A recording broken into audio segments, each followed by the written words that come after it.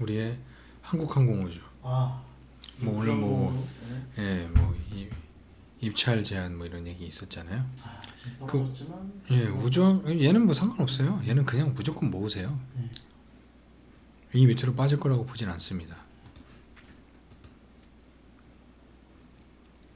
외국인들이 던지고 있다. 계속 비중을 왔다 갔다 하네요. 실적만 보면 얘가 많이 꺾여 있는 상태거든요.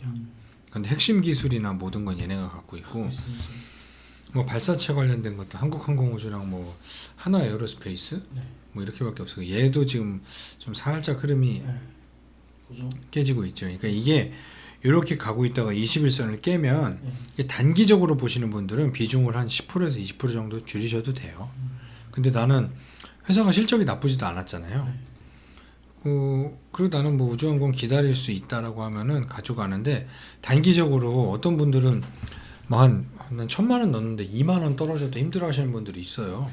그런 분들은 지금 21선을 못 넘고 있고, 근데 뭐 이 지지는 받고 있으니 이렇게 좀 뭐 갈 수도 있고, 아니면 양봉 나온 상태에서 또 한 번 눌림목 주고 이렇게 박스권을 만들고 돌파해서 갈 수도 있는데, 일단은 우주항공 같은 경우는 비중은 10%를 유지하시되, 뭐 힘들면 뭐 한 10% 20% 원하시는 대로 갔다 와도 상관없죠.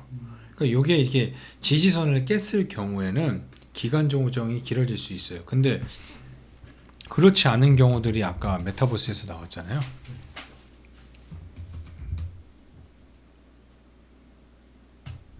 이런 애처럼 한번 깼는데 이렇게 갈 수도 있잖아요. 이래서 차트가 되게 힘든 거예요. 차트만 보고 하기에는. 그러니까 우주항공은 실적도 나오고 성장 모멘텀이 크기 때문에 그냥 한번 들고 가보시는 것도 나쁘지 않습니다. LIG 넥슨도 그렇고. 얘는 이미 추세는 어떻게 보면 깨졌네요. 예, 비중을 조금 빼셔도 상관없습니다. 다시 사도 되잖아요. 어차피 요거 수익 내려고 산 건 아니기 때문에. 그래도 우주항공은 10% 비중을 갖고 가는 게 나쁘지 않다고 봅니다. 이런 애들이 이렇게 계단식으로 잘 가죠. 예. 얘는 작은 회사인데 나사 쪽하고도 연결이 돼 있고, 보면은 막 맨날 뭐 좋은 거 나와요. 뭐 미국 공장 매출도 확대, 보잉, 에어버스, 로키드 마틴 등과 꾸준히 거래. 뭐 지금 당장이 안 보여서 그러는 거지, 이제 우주항공 쪽으로 나라에서 투자도 많이 하고 집중을 하고 있기 때문에, 거기다가 도시명 항공 모빌리티까지 연결이 되면 이쪽은 같이 맞아 떨어질 겁니다. 작은 회사들은 베셀. 최근에 누가 이거 만난 사람이 베셀을 갖고 있더라고요. 베셀을 갖고 있는데, 얘는 자회사 베셀 에어로스페이스가 현대차하고 같이 그거를 해요.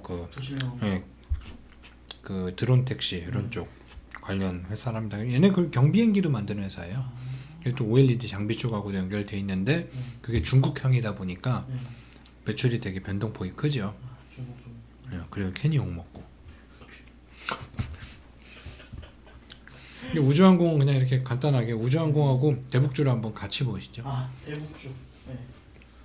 대북주가 잘 나가다가 우리 여정이가 뭐 이상한 얘기를 한번 했다고 그래갖고. 택동순에서 가려고 그래가지고. 그러니까 요런 게 보면은 이렇게 한번 깨졌죠. 요럴 때 이 대북주 같은 경우는 냉정하게 대응하셔야 돼요. 비중을 일부 줄이셨어야 돼요. 근데 예를 들어서 저번에 대북주를 뭐 반도체에서 10% 빼서 대북주를 가든 뭐라든 하라고 그랬잖아요. 근데 매수 타이밍 잡는 거를 잘 하셔야죠. 예를 들어서 설령 여기서 잡았다고 하더라도 이거 껴줬으면 손절이죠. 단기적으로 봤을 경우. 근데 단기적으로 볼 건 아니에요. 네, 단기적으로 만약에 안 보고 그래도 난 여정이가 마음 바꿀 거라고 믿어 라고 하신 분을 갖고 가고, 아니면 좀 불안하다 하면 비중을 조절하시는 거예요. 이럴 때 비중을 조절하는 거예요. 왜냐면 아난티 같은 경우도 보면 분명히 올해 대북이 열린다라고 보지만 똑같이 빠졌잖아요. 그러면은 요 21선에 갭으로 해서 빠졌잖아요.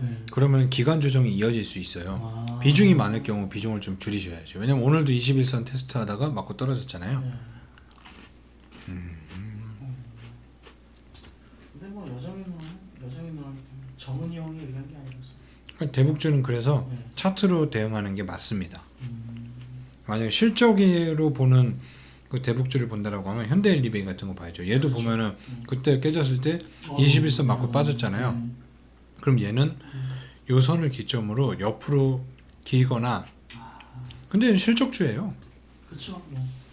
뭐 우리나라에 뭐 엘리베이터나 아니면 보수나 아니면 얘네도 호텔 숙박업도 하고, 그 뭐 예를 들어서 신원이나 아난티 같은 거보다 훨씬 안전합니다. 그렇죠. 실적 베이스가 있기 때문에. 하지만 이런 거 깨졌을 때 비중은 줄이셨어야 되는 게 원칙적으로 맞습니다. 왜냐면 이게 네. 냉정하게 대응해야 되는 걸 아는데, 근데 장기 투자하면 상관없어요. 장기 투자는 저는 상관없습니다. 근데 아까도 말씀했다시피 뭐 2만 원만 떨어져도 달달 떠시는 분들은 이런 거 비중 투자를 하셔야죠. 그러니까 냉정하게 매매를 해야 되는데 그걸 못하는 분들이 많아요. 저는 뭐 신호는 뭐 현대로템 얘는 안 깼죠. 어. 예, 뭐 철도의 대장. 근데 원래 철도 그거니까 예. 이건 뭐 깨질 이유는 그리고 얘는 방위산업이다 보니까 매출이 받쳐주는 게 있잖아요. 그러니까 얘는 다르게 움직이죠. 다 흐름 비슷할 거예요. 용평도 빠졌지만 다행히 21선 안 깬 게, 얘는 그 대북하고도 연결되어 있지만 그 코로나 회복과도 연결이 되어 있죠. 골프 쪽이랑 예. 여행 레저 이쪽이 괜찮으니까요. 네.